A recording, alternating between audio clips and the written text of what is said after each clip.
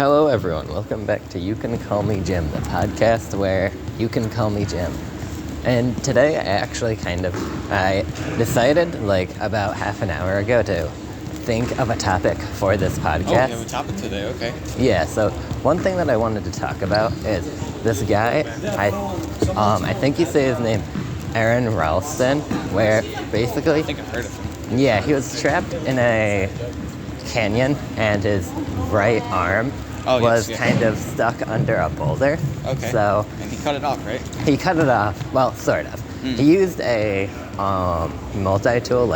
He had a really dull 2-inch knife that he tried many, many times to cut his own arm off with. Yeah. But eventually he realized that he would need a sharper tool to do it because he had to cut through his own bone. Yeah.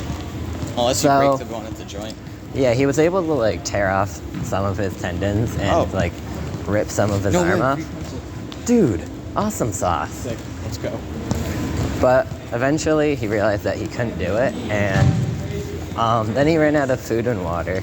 And did he eat his arm? No, but he did drink his urine. Oh, okay. But eventually he went crazy and had he started hallucinating and visualized himself with a kid in the future and with no right arm. Let's go. And he said that gave him the motivation to keep going. So eventually his arm literally decomposed and he was able to rip it off just by using his core and kind of That's horrifying. Yeah. Sorry if this episode is starting off really graphic, but I think it's the unlucky episode. It's the unlucky episode. If you're listening to this, you're unlucky. So I don't know. Oh shoot, maybe it's the lucky episode. Who knows? But I just thought that was kind of a cool narrative about the indomitable human spirit kind of thing. It just makes me consider how much of your body are you willing to cut off to save yourself? Yeah. At what point is self-preservation worth the amount of mutilation? I mean, even if I had to get rid of all my limbs, I think it'd still be worth it. Now here's the question: would you rather cut off both legs or both arms? Oh, that's easy. Both. I would say legs. both legs. I can't write with my feet. Yeah, and I do model railroading, and I can't model dirt with my feet, so... I think it would be I don't have to walk as much as I do, and although I would miss walking, I would miss all of my hand things way more. Yeah, would you rather cut off one arm or both legs? Both legs. I don't know, for me... Well, it depends. Can I get rid of my left arm? Because there's certain things I'm never going to be able to do again, carry anything heavy? Well, that's kind of a blessing because now someone else has to do it for me. I mean, I enjoy walking and stuff, but wheelchairs are kind of cool. I mean, they are, but at the same time, I can only imagine they're really inconvenient. Now, here's the deal. I've never been limited with the amount of movement in my legs or my arms. I've been broken a bone. Exactly. So I wouldn't be able to really speak on this topic. But I think I don't know what I use more. Hey, Aaron, would you rather cut off one arm or two of your legs? I don't know. Good input. Good input, yes. Good input. I know, right? What a great opinion. I mean, we don't really know either because we've never experienced anything like that. How many of your fingers would you cut off if each finger you cut off was $1 million? All of them, without a doubt. You know how much $10 million would change my life? I could get new fingers with that $10 million. True, and you could probably build in a blowtorch to your fingers or something. That would be so awesome. I'd be sick. a super villain. Guys, I need to light this candle. I guess I'll have to find a lighter. Wait a minute. Blowtorch finger. Alright, I'm out of here. Goodbye. See ya. Or toothpicks or a retractable fork or something. How sick would it be to go camping and a fork just extends out of your finger? No way, Will's Hey, here. Will. Hey, I'm Carson. No way. Shoot. Hey, Carson. Hey, Carson. Did we mention that Carson's not here? Yeah, Carson's No, not I'm here. here Sorry, now. guys. I'm here now. Sorry. It's right here it right is now. Carson. Never mind. Hey, Carson. Would you rather cut off one arm or both of your legs? Well, as someone who doesn't have any of those, I think that I would rather, cut off my head. Interesting. Right. How about none of them? What if I just kept all my limbs? Is that possible? No. You have to suffer. I find something incredibly interesting, and it really shows how much pain is just a thing made inside your brain. It's not a real thing. It's that people who lose their arms can still feel like a phantom limb or something. Yeah. It is so cool to me. But it kind of makes me think, can you outthink pain? If you just get hurt and you preoccupy your mind with other things, can and you outthink pain. And now I'm realizing, isn't that just I what mean- painkiller drugs are? To be fair, pain is just a thing that your mind makes up Yeah, to, it is. to signify that you're not doing something good. That's why people with SEPA don't feel pain, because their brain just doesn't have that ability to have it. Although, wait, does SEPA mean your brain doesn't receive pain signals, or they do not have the nerves that transmit pain signals? I think there's a few ways that you can not feel pain. I'm not exactly sure what you're referring to, but It's basically a disorder where you don't feel any pain or anything. No, the thing is, why don't we just not, stop walking even if we lose our legs? that's true. If we cut off our legs, then we wouldn't be able to do the Oh, podcast. I completely forgot about the fact that you can just get prosthetic legs if you cut off your legs. Well, obviously, They're but way you could easier get- to get than prosthetic arms. I was Yeah. thinking more about, just floating around.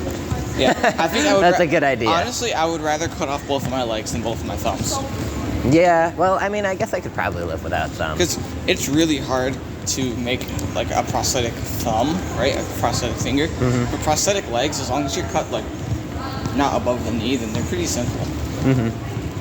Now, speaking of cutting off our limbs, I gotta go. So I'll see you all later. Goodbye, Bye, Carson. Carson. I mean, Carson.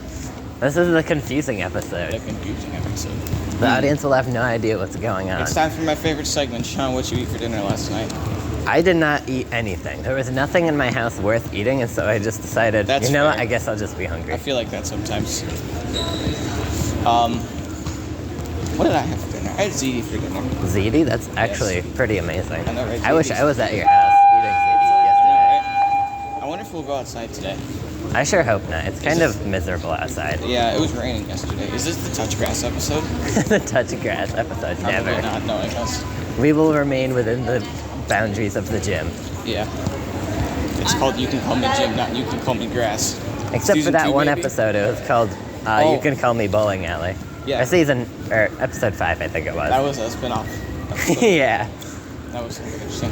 Yes. And this is not like the secret episode, which it does not exist. No one try and find Oh it. yeah, no one should ever look for that because it doesn't exist.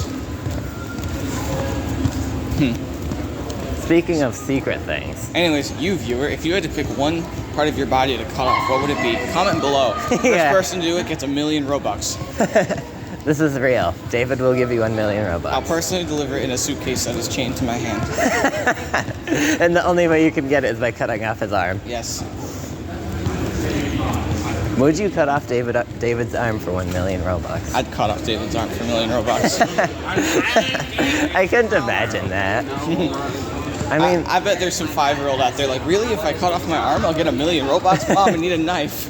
yeah, if you're 5 years old and you're watching this, do not cut Oh off shoot, your we're arm. posting this on YouTube. Hi Yeah. YouTube. This is a joke. We do not recommend doing this. Yeah, no one try this at home. Yeah, We no will one- be do not trying try it this at on home. episode 113. We'll cut off David's arm to see if we get If 1 this million video Robux. gets 10 million views in 6 hours, I will cut off my arm on a YouTube live stream. Yeah, it'll be posted here.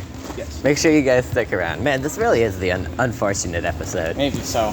We have to cut off your arm if this video gets 10,000 views. No, I said 10 million views. Oh, sorry, 10 million views. Jesus Christ, 10,000 views. Maybe I'd stub my toe. Okay. If this gets 10,000 views, David will stop The his toe. self-harm episode, is that what we're calling this? I feel like that would get really flagged. Really Oh, yeah, we would be like, the episode would be done like Yeah, that. This would instantly. become the second secret I can't. episode. You know what? We just gotta start saying stuff that Sean will have to edit out, like addresses and like violent and incredibly gruesome detail. I mean, I already did that earlier this episode. How much worse can it get? I don't know. I mean, I think it could have been more violent and or gruesome. Yeah, I guess so. I mean, at least we don't have any pictures, unless Sean somehow decides to add pictures to the podcast. That would be horrible, and I am not going to do It that. would be horrible. Speaking of horrible, that guy came back for his arm. He did? Yeah, he got it, Was and it then just bone? oh no, it was still like mostly arm, What but do you it do was with kind of that? decomposed. He took it and he cremated it, and then he put Oh. it back. I would have like taken the bone and like hung it above my fireplace mantle. You have it on like one of those trophy things where like they have the deer trophy heads. plaques, yeah. That would I be would get insane. get it taxidermied and just keep it. It's kind of like how they buried Benedict Arnold's lower half of his leg Who the in heck? the U.S. separately.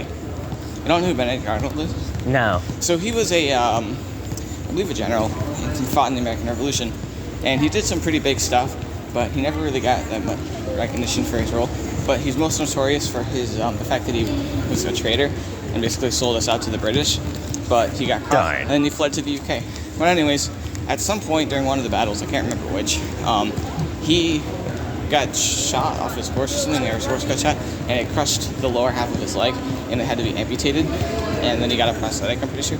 But anyways, his lower half of his leg was buried in the U.S. with, I believe, full honors and everything, while the rest of him died unceremoniously in the UK. So there you go. Welcome, coward. Yes. He also led an invasion of Canada during the American Revolution, which I find hilarious.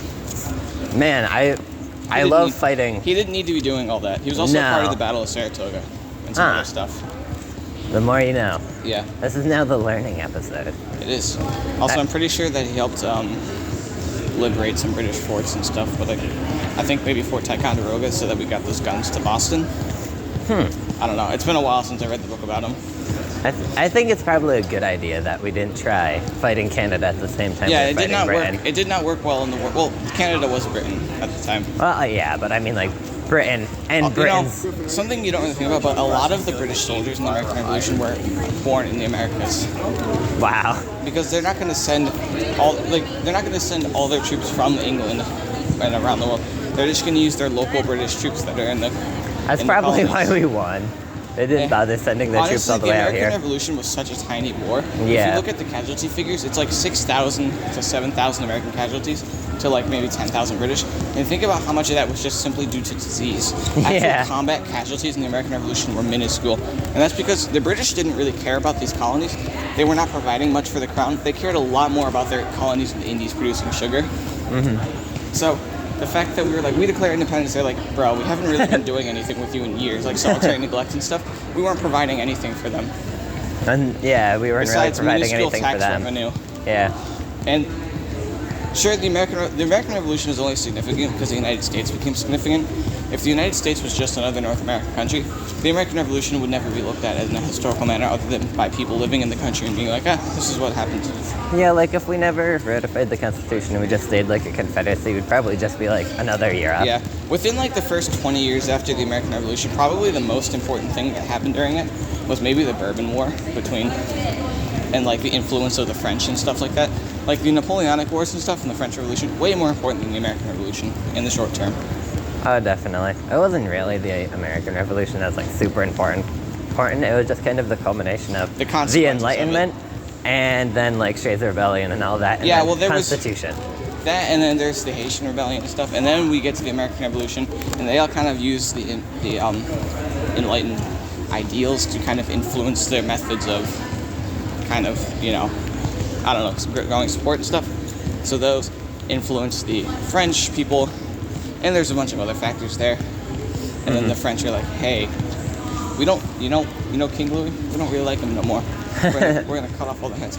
They let him chill for a little while, but then he started being not so chill, and then they cut off his head. He almost escaped, but then he was recognized. I don't know. I think I've seen that guy before. Hey, wait, isn't that the king that we're supposed to be killing? Oh yeah, go get him. Good. They just like skedaddle. And then after some little him. guy named Napoleon got control of some of the military, and he won a bunch of battles, and he kind of declared himself emperor, and then all of Europe was in war for the next 15 years. Nice. Let's go. There was like, if you split up the Napoleonic Wars into each coalition, there was like 8 of them. Sheesh. Plus the Peninsular War, plus some other stuff. You can even maybe argue the Bourbon War was part of it, but I wouldn't.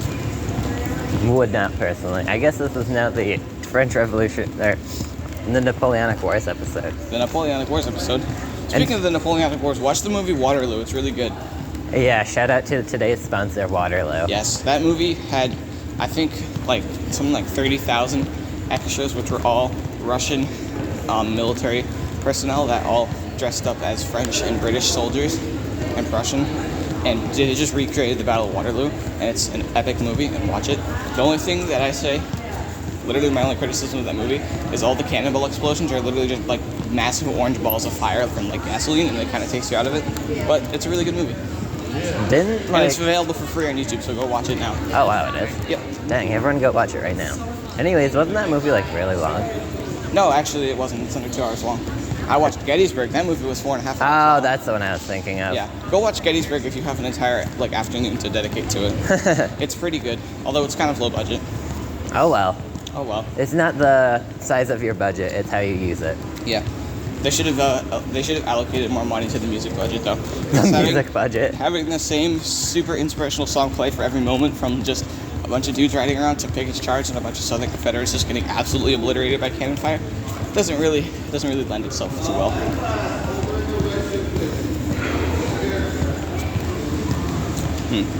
Sean, have you watched any historical movies recently? Nope. Let's go. I watched a little bit of Moonfall, but then something came up and I was like, darn. What's Moonfall? It was this really bad movie. It was like a science fiction movie where they just basically took the entire movie to make a whole bunch of stretches. Basically, they found out that the moon was hollow and that it was going to crash into the earth. Same. And I really wanted to watch it because I heard it was really silly, but we get there when we get there, I suppose. Should we put our backpacks away? I guess we should. So I guess that will be the end of today's episode. Thank you guys for tuning in. Podcast, and we actually had a theme today. Yes, thank you for watching. If you somehow made it to this part, put the flag of Iraq in the comments below. See you guys. Some Somalian flags. Yeah, the outside. Somalian flags are really awesome. Yes, Thank you guys. You are the OGs. Goodbye. Adios.